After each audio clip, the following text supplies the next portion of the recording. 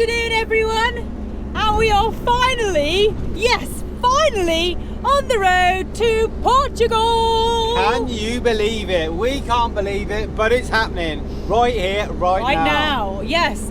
Basically, we were supposed to leave like a month ago, but things have happened. We had to wait for those packages that are here. You will find out what they are in an upcoming vlog. We've picked up our supplies from Gibraltar. And we sorted out, or pretty much sorted out, all our electrics. Yes. Not quite, it is still a work in progress. Quite excited that we are going to have all this extra power. Well, let's hope so. Let's see how it goes over the next couple of weeks. It is a little bit late in the day. We were planning on leaving earlier, but we had an appointment we had to go to. And we completely forgot that we needed to get the dog's rabies. Yes, the dog's vaccines basically run out like tomorrow, so we thought, oh, we better go to the vets quickly and get that done. So they've had their jabs this morning, which is always a palaver because they don't like the vets. But that's all done, everything's sorted, and we are on the road, and it feels fantastic.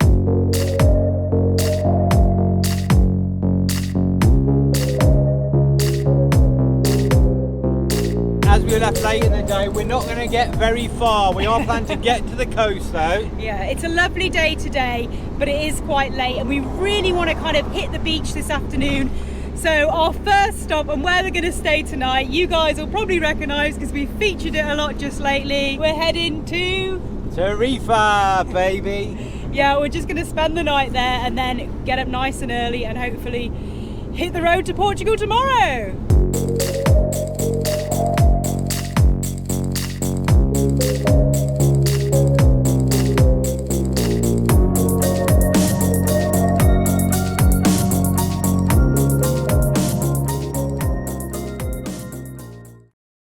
Thanks, love. Good morning, everyone. We've woken up and it's actually not too cold. We woke up about half an hour ago before sunrise because this is just the best time of the day. It's not windy, which is quite unusual for Tarifa, and it's forecast to be a nice day of about 18 degrees. Yes, we're woken up for another sunrise and we are on the road to Portugal. We couldn't leave Spain without stopping off in one of our favourite places to hang out. And as we're here in Tarifa, we thought we would talk a little bit about our van and, more importantly, getting van envy. We all get it, let's face it, unless you've got the best of the best, and who's to say what is the best of the best? Yeah. We're all going to get a little bit of van envy, and Tarifa is the place to do it because there's so many cool vans. There's so many vans from all over the place here. So many different nationalities and so many different rigs. Small, large motorhomes, big overlanding trucks. I mean, any van you could think of. Full-timers, weekend warriors, you name it, they're all here in Tarifa. So we're going to take a look around. Show you a few vans. And enjoy this beautiful beach. So here in Tarifa, it is like a sort of van paradise, you know, and this time of year, out of season, January, February, you can pretty much park wherever you like. In the summer, you wouldn't be allowed to park in these beach car parks, but now you can see this one behind me. It's full of vans and motorhomes. We chose not to park there because we like to sort of just be a little bit more on our own. So our little rig, little mini Vinny, is parked just by the roadside. I don't know if you can see on camera, in amongst the trees there. So not a bad little spot to spend the night, and we've just walked up here with our coffees for sunrise. And Sarah has stolen my coffee, have you noticed that? Beautiful sunset over these dunes, and then a nice relaxed night listening to the sound of the waves just parked 50 metres from the beach. What a beautiful start to this Portugal adventure. And we're not even there yet, we're still in Spain. Little Charlie this morning has come up to the dunes with us. Dizzee is still in bed because it is a little bit chilly. So Charlie's actually wearing Dizzee's jumper. And you're a bit cold, aren't you, little one? So as we're in Tarifa, and the van capital of Spain, probably, we thought we'd talk vans. What is the perfect van for you? Now for us, believe it or not, Vinny is actually an upgrade from the first van we owned, which was over in Australia. We travelled there for 18 months to 2 years, and it was a Nissan Urvan, probably about the same age, a little bit longer, but it didn't have the height, which made a massive difference. and it was literally plastic crates with all the stuff in underneath, hard bit of wood which was a bed, and material everywhere, and the kitchen was just like a fold out portable stove. Yeah, so our little Nissan van back in Australia, it was very basic, but we made it at home, and that's when we fell in love with van life. We got hooked immediately and just had a fantastic adventure. And now this leads us on to our little van we have now. So this one, as Nick said, it is an upgrade. We do have the height, we do have like a kitchen inside the van, and quite a bit more space, really. So in this little old van, we've pretty much got everything we need, to be fair. You know, we've got electricity, got running water, got heating, Yeah. and we've got a toilet and a shower. Well, Even though the shower is like a hula hoop just stuck to the ceiling, the toilet shoved under the bed. But we've got them. So yeah, we have got everything we need, but sometimes you do envy other vans, bigger vans yeah, with a bit more space would definitely be nice. And obviously this van has been great. You know, we're not going to start dishing this van. We've had epic couple of years. But obviously our next van probably will be a little bit bigger and maybe a little bit newer. So yeah, it has pretty much got everything they need. But why did we pick this van? I'll explain. Well, it wasn't that easy. Basically, to start with, we always wanted to get a self-build. Wanted to build our own van, build our own home and add our creative touch, but it's not that easy in Spain. It's not like other countries. You know, there's a lot of paperwork. You have to go to an engineer, do this, get loads of things signed. It's not very easy, so a bit gutted, couldn't do that. So then we started looking at pre-built vans, but again, it's not that easy in Spain. There's not a lot of choice, and where there is a bit of choice, it's in the big cities like Madrid and Barcelona, which is a fair distance away from where we live. And at the time we were looking for vans, we were also both working, which doesn't make it very easy to go and see them. So in the end, we shopped around, we were looking around for quite a while, and then we were just getting itchy feet. We wanted to get a van, we were desperate to get on the road and start our van life again. And then we had two choices basically, this little old van, and then there was another sort of retro motorhome, quite a small one, a little bit older and a little bit more expensive than this old boy. So what do you choose, small or large? And then we thought we managed just fine in Australia with our little old panel van, and this was an upgrade. So we thought, you know what, let's do this one. So what are the benefits of having a small van or a van this size?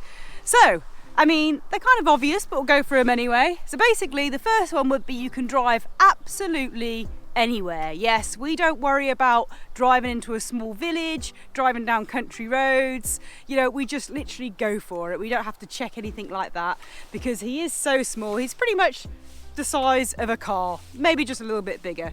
So that's definitely a big benefit of having this size van. That is so true, because so many times we've been driving down a narrow like mountain road, and if you're in a bigger motorhome, you'd be struggling to pass a lot of vehicles. Yeah. What the hell is that? In Vinny, yeah, you don't have to worry, and going through small villages, getting narrower and narrower the roads. Sometimes we have worried a bit. A few times we've had to pull in the wing Little mirrors. villages in France and Italy and Spain, you really do have to be quite careful, but we've always managed and never actually got stuck. So another massive benefit of having a small van is parking. Not only can you drive anywhere, you can also park anywhere. Yeah. Now you have daytime parking and nighttime parking, you know, where you spend the night. Yeah, and where we park generally is kind of like wild spots in the nature, kind of away from everyone. That's our favourite spots anyway. And we kind of figured out that if we did have a bigger van than this one, we could have actually gone to most of the places that we do choose to park at night, because there's always quite a bit of room, so it wouldn't have really been an issue having a bigger one. Daytime parking, on the other hand, is a little bit different. Yeah, daytime parking, like you're talking, you know, parking for supermarkets is a big one, or going into towns or villages or anywhere with parking bays, and like especially parallel parking or street parking. Yeah, in cities as well. Well, everywhere, yeah. So we fit into a normal car parking space, basically. Yeah, which makes it a lot easier and a lot less planning involved. So that is a huge benefit, and one of the other main benefits of having a small van. Another benefit, similar to parking, is the fact that if you're in a small van, you're just not so obvious, not so I am here kind of thing. You know, if you're parking in a residential area or like on a beachfront where there's houses behind, and you're not going to obscure their view, and people aren't going to be so bothered when you're just in a tiny little van. I mean, we're far from stealth, so people know we're a camper van, but we're just not that big. So another benefit, and what works out a little bit cheaper, is the toll roads and toll bridges and also ferries. Although, because we have got the height, our ferry journeys aren't as cheap as we'd like them to be. But it definitely is cheaper prices when you've got a smaller van. And last but not least, a huge benefit about having a small van is you get really cozy. And it literally only takes a few minutes for the van to get nice and toasty once you put the heater on. Because of the size of this van, it gets really warm really quickly, so therefore costing less in heating. But obviously the heater's not on right now because Charlie's got a blanket on him and Sarah would have far less clothes on. But we could have it on because it's a little bit chilly today, a little bit grey compared to yesterday when it was bright blue skies, 18 degrees for the winter in Spain, not bad. And we had an amazing walk down the beach with those doggies.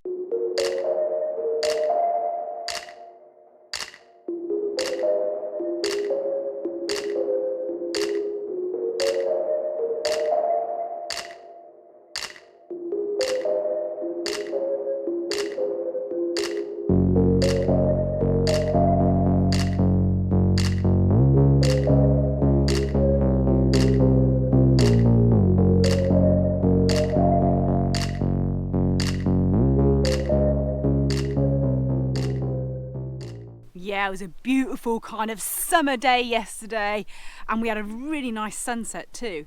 So hopefully it's going to clear and we're going to have another lovely day today. Anyway, let's get back to van chat. So those are the benefits to having a small van, or some may say they're excuses as to why we've got a small van. So what's the benefits of having a larger van? Well, loads and loads actually. You can walk around, like we literally can just stand up and then shuffle around each other and then sit back down. Different living spaces, you know, you've got a lounge, a bedroom, a bathroom. You can take several steps from one end of the van to the other. So obviously there's loads. I mean, you can take more stuff with you. Not like you really need more stuff though. I feel like the smaller the van, the less stuff you can take, and then the less stuff you really need. You don't, so that's by the by. But obviously the comfort of having a bigger van is definitely nice. And a bathroom and a shower, to have a little separate shower cubicle and a toilet cubicle, that would be lovely, wouldn't it? I Just have separate spaces so you're not on each other's toes the whole time. Yeah, and a fixed bed. I mean, it'd be quite nice if one of us could stay in bed and the other one could, well, you quite often do One of us could stay in bed, but the other one makes coffee. Or if you want to go and have a lie down, you know, you can't have a lie down unless both of you have to lie down, you know. So there is all of this benefits to having a larger van. If we had a bigger van, we would take, you know, supboard, kayaks, probably get a surfboard, windsurfing. We would definitely have more activity kind of gear with us. We would like in the future though. And we'd have more power. That's another thing as well. You can carry more water in a big van. You can have more solar panels, more batteries, so you've got more power. We literally can't fit any more solar panels on the roof, so that's why we have to have like the ones that you put out during the day and take back in, the fold out ones kind of thing, because we can't fit anything else on there, can we? So as well as water and power, you can also take more food, which means you can go off grid for longer. If you want to go off into the wilderness somewhere, you can last longer on your supplies if you've got a bigger vehicle. Food and water, we definitely can only last probably about 3 days, can't we?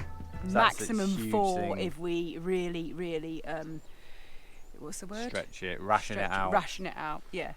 I also feel like if you had a bit of a bigger van, that it would be kept more cleaner and more dust free. For example, we're now on the beach. It's very sandy outside. We have 2 little dogs that get very sandy. So there is sand everywhere. So it's constant sweeping, day in, day out, constant cleaning. The van gets quite dusty and quite mucky quite quickly. Now in a bigger van you would have your bed kind of further away from where you walk straight in, so therefore the sand would probably keep away from your bed. For example, this is our bed and sofa, so there's just sand everywhere all the time. Me being a bit of a clean freak, I think it would be nicer to have a bit of a bigger van and it would stay cleaner.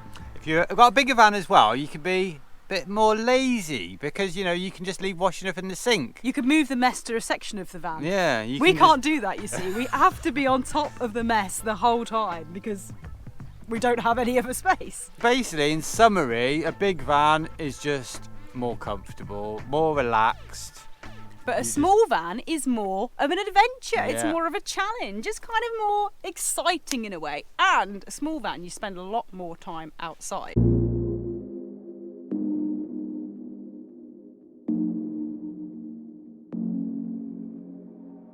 And even when you're inside, if you've got lots of windows in your van like we have in this one, even when you're inside, you feel like you're outside because every surface is a window pretty much. Yeah, we do have a lot of windows. Whereas in bigger vans and motorhomes, you know, you've got a wall with little sort of windows. Yeah, that's in true. different I never sections. thought of that actually. You do have less windows, don't you? Yeah. I mean, it depends on the van. I mean, some small vans don't have windows as well. Ours personally has windows all the way round, so we do quite often. And especially the dogs love that because they can look out wherever they're sitting in the van or wherever we're sitting in the van, we can look out a window. Yeah. So when you have a small van, it's proper back to basics and you just appreciate the simple things in life.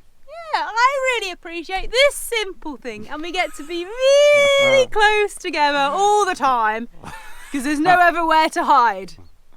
So yeah, you just appreciate the simple things in life, being outside, being with The each ones other. you love. So anyway, enough of that soppy stuff. Let's go and check out some vans that are much, much better than Vinny.